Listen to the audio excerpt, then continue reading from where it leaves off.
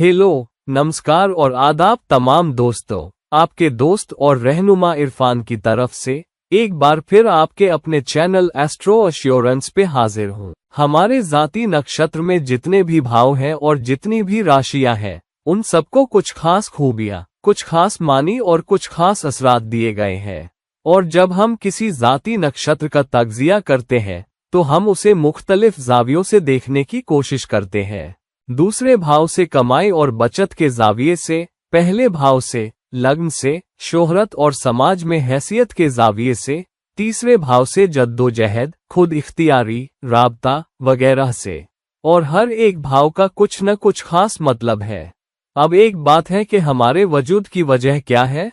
हमारे वजूद की वजह इंसानियत की खिदमत है, और इंसानियत की खिदमत में और इंसानियत की खिदमत के तजुर्बात से हम खुद शिनासी के सफ़र से गुजरते हैं, और खुद शिनासी के ज़रिए हम अपनी रूह को बुलंद करते हैं, और आखिरकार खुद शिनासी के मुख्तलिफ चरणों और मंजिलों से गुजरते हुए हम मोक्ष तक पहुँचते हैं। तो इंसानियत की खिदमत, खुद शिनासी और इंसानियत की खिदमत के ज़रिए और उन तजुर्बात को जीने से मिलने वाली खुद शिनासी के ज़रिए हम आखिर में मोक्ष को पहुंचते हैं और उसकी भी खिदमत करते हैं। अब एक बात और है कि हर भाव और हर राशि को कुछ खास ओहदे दिए गए हैं। जैसे कि दूसरा भाव कमाई का भाव है, सातवां भाव वादा पैमान और शादी ब्याह और रिश्तों का भाव है, 10वां भाव कर्म या काम का भाव है, वगैरह वगैरह। एक बात पक्की है कि हर भाव तुम्हें रूह को ऊपर उठाने, रूह की तरक्की में मदद करने का एक मौका देता है। तो जब कभी भी हम किसी भाव के तरीके पर या किसी भाव की दिशा में बिना किसी उम्मीद के खिदमत करते हैं, तो वो हमेशा हमारे लिए अपनी रूह को बुलंद करने का एक मौका होता है उस खिदमत के जरिए। तो किसी की भी खिदमत जो बेगर्ज खिदमत है, किसी भी भाव के जरिए हो, हम सबको बुलंद करने में मदद करेगी। तो अगर हम लोगों की फन या कला के जरिए मदद कर रहे हैं, सार्वजनिक परफॉर्मेंस या ऐसे कामों से, तो तीसरा भाव या पांचवा भाव सामने आता है।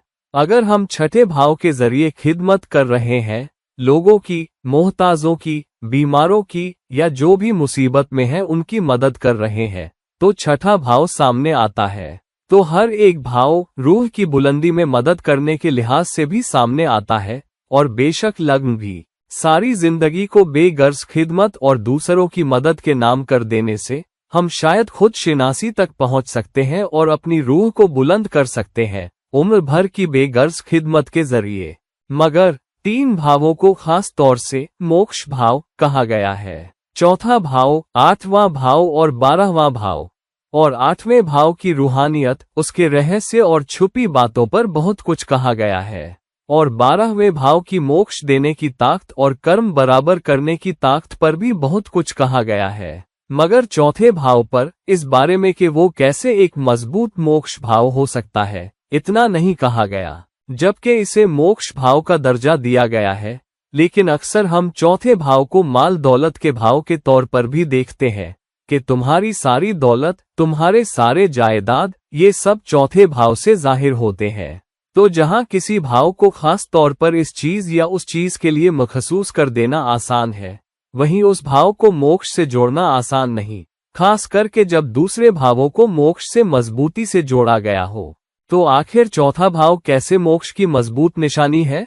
पहली बात तो ये कि चौथे भाव को मोक्ष भाव कहा ही गया है। जैसे कि लग्न से शुरू होने वाले 4 भाव एक नजरिया बयान करते हैं, तो हमारे पास पहला भाव धर्म को बताता है, दूसरा भाव अर्थ को बताता है, तीसरा भाव काम को बताता है और चौथा भाव मोक्ष को बताता है, और आगे भी ऐसे ही। तो फिर चौथा भाव वैसे भी मोक्ष भाव के तौर पर मखसूस है, लेकिन ये माल दौलत से भी गहरा जुड़ा है।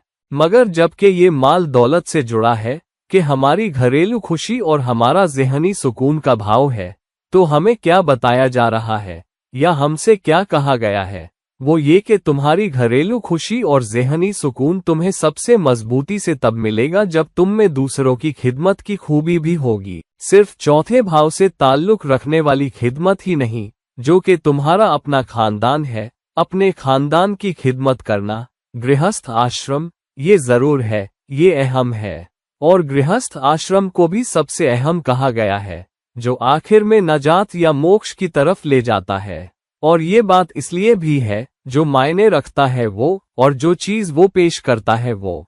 लेकिन चौथे भाव के अंदाज में, उस भाव के मतलब के मुताबिक, दूसरों की खिदमत करना भी उतना ही अहम है। अपने सीधे खानदान की खिदमत करना, उन तजुर्बात को जीना, ये निबटने में आसान भाव नहीं है। सीधी सी वजह ये है कि जब तुम घरेलू जिंदगी में होते हो, तो तुम्हें बहुत सी चीजों का ख्याल रखना पड़ता है। अगर तुम कुंवारे हो, तो सिर्फ अपना पेट पालना है, सिर्फ अपनी सेहत का ख्याल रखना है। कभी कभी हम उतनी परवाह भी नहीं करते, हम बहुत ज्यादा महत्वाकांक्षी नहीं होते। लेकिन जब हमारा खानदान होता है, हमारा जीवन साथी होता है, हमारे बच्चे होते हैं, शायद हमारे माँ बाप भी हम पर निर्भर होते हैं, और सामाजिक जिंदगी भी अहम हो जाती है। हम ज्यादा लोगों से मिलते हैं, हम ज्यादा लोगों के यहाँ जाते हैं, और दूसरे खानदान हमारे साथ जुड़ जाते हैं, और इस तरह पूरा गतिरोध बढ़ जाता है। इसलिए हमारा अपनी सामाजिक जिंदगी पर काबू कम हो जाता है, और हमारा अपना सीधा खानदान उस पर ज्यादा काबू रखता है। इसलिए दूसरों के साथ वाबस्तगी भी बढ़ जाती है। और इसलिए चौथे भाव के जरिए आने वाली जिम्मेदारियां, चौथे भाव के जरिए आने वाली चुनौतियां, जो इस घरेलू जीवन में होती है, बच्चों की सेहत के मुद्दे, बच्चों की तालीम, बच्चों का दाखिला, बच्चों के अपने उतार चढ़ाव, उनकी जवानी, फिर जीवन साथी की उम्मीदें, फिर खानदान का ख्याल रखना और उनके जरिए बड़े खानदान की उम्मीदें, ये सब निबटना आसान नहीं है। तो ये एक चुनौती भरा भाव है। अपने अखलाक को बरकरार रखना, न्याय की भावना को बरकरार रखना, जो चौथे भाव से पता चलता है, और अपने उसूलों को भी बरकरार रखना, जबकि हम ये सब कर रहे हैं, आसान नहीं है। ये एक चुनौती है। इसलिए चौथे भाव को या गृहस्थ आश्रम को एक अहम भाव कहा गया है, और उन अहम भावों में से एक जो मोक्ष की तरफ ले जाता है। गृहस्थ आश्रम उस पाबंद रिश्ते के बारे में भी है जो सातवां भाव बताता है।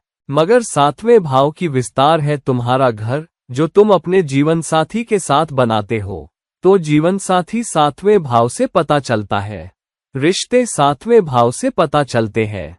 असल मकान जहां तुम रहते हो और जिंदगी गुजारते हो, शादी ब्याह की जिंदगी, घरेलू जिंदगी, बच्चे और तुम्हारा बड़ा खानदान, ये सब चौथे भाव से पता चलते हैं।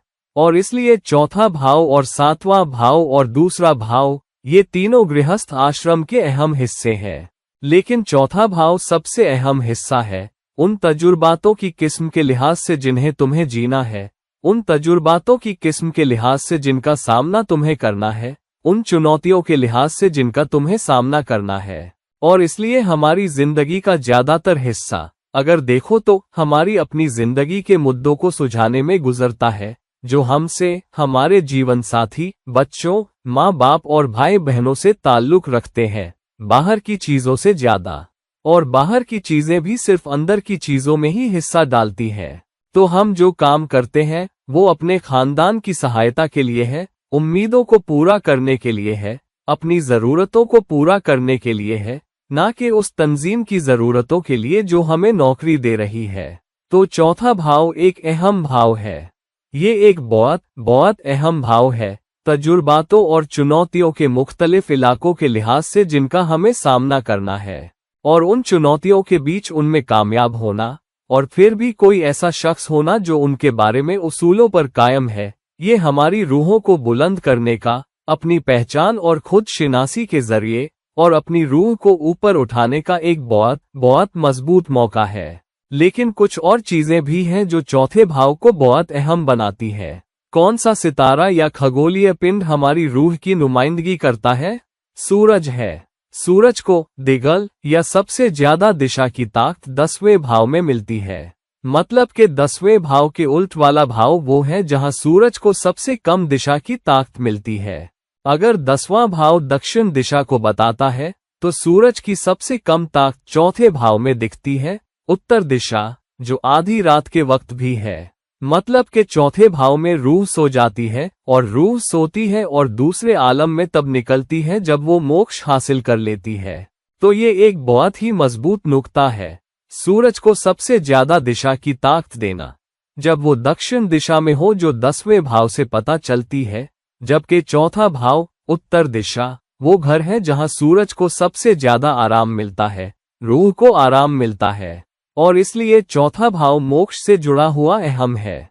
दूसरी बात ये कि हमारे सफर में आगे बढ़ने में मदद करने वाला भाव 12वां भाव कहलाता है, मोक्ष का सबसे मजबूत भाव और मीन राशि की आखिरी निशानी खत्म होने से पहले, जब हम इस दुनिया में इस जिंदगी में नहीं रहते और हम आगे बढ़ते हैं, अकेले जाते हैं। इसलिए मोक्ष को 12वें भाव से भी पहचाना जाता है। लेकिन किसी भाव की सबसे बड़ी कमाई उससे 9वें भाव से मिलती है। 12वां भाव चौथे भाव से 9वां भाव है। तो अगर 12वां भाव मोक्ष को बताता है, तो मोक्ष की कमाई चौथे भाव के बारे में हम जो कुछ करते हैं उससे आती है। और इसलिए गृहस्थ आश्रम की देखभाल करना और दूसरों को उनका गृहस्थ आश्रम अच्छे से चलाने में मदद करना अहम है। मतलब ये कि किसी एक इंसान की मदद करना उतना पुण्य या नेकी नहीं दिलाता जितना कि एक खानदान की मदद करना दिलाता है। तो जब तुम किसी आदमी को अपने पांव पे खड़ा होने में मदद करते हो और उसके खानदान की अच्छी जिंदगी जीने में मदद करते हो, तुम दूसरों को भी अच्छी घरेलू जिंदगी जीने में मदद करते हो। तुम दूसरों की मदद करते हो जब उन्हें घरेलू चुनौतियों का सामना करना पड़ता है। तुम दूसरों को एक साथ लाने में मदद करते हो।